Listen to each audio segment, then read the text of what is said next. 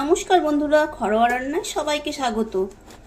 আজ বেগুনের এই নিরামিষ একটি রেসিপি বানানোর জন্য সবার প্রথমে বেগুন আমি লম্বা লম্বাভাবে কেটে নেব।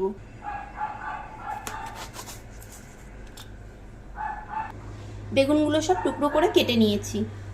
এবার দিয়ে দেব নুন, হলুদ গুঁড়ো আর লঙ্কার গুঁড়ো দিয়ে মেখে নেব বেগুনগুলো।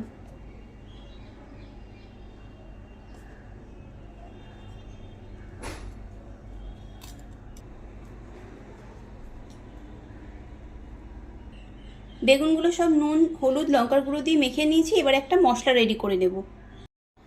কালো সর্ষে, সাদা সর্ষে, 2-3টে মতন কাজু বাদাম আর একটা কাঁচা লঙ্কা দিয়ে অল্প একটু জল দিয়ে যে মিহি একটি পেস্ট তৈরি করে নিয়েছি। রান্নাটা করার জন্য কড়াইতে পরিমাণ মতন সর্ষের তেল দিয়ে দেব। তেল গরম হয়ে গেছে, বেগুনগুলোকে তেলের মধ্যে ছেড়ে দেব।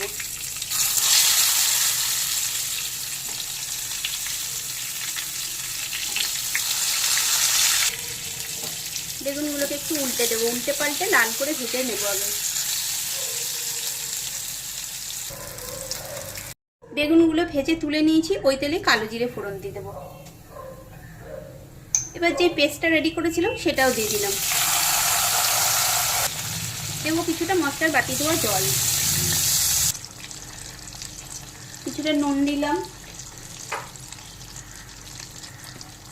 দিয়ে দেবো লঙ্কার গুঁড়ো, হলুদ গুঁড়ো,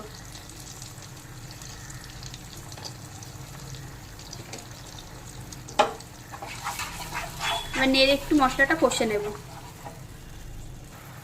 মশলা থেকে তেল ছেড়ে দিয়েছে, দেবো অল্প একটু লিকুইড দুধ আর অল্প একটু জল।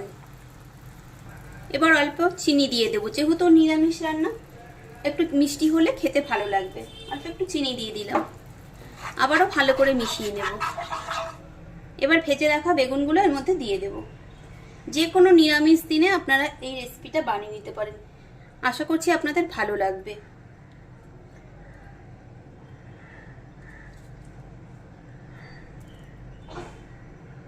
এবার বেগুনগুলোকে এই গ্রেভির মধ্যে একটু ফুটিয়ে নেব।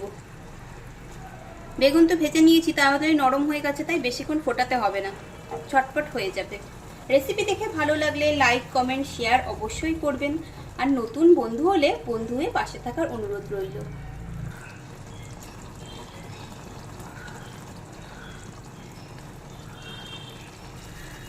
রান্নাটা আমার কমপ্লিট। এবার গ্যাসের ফ্লেম অফ করে কিছুক্ষণ রেখে দেব ঢাকা দিয়ে, তারপর আবার পরিবেশন করব।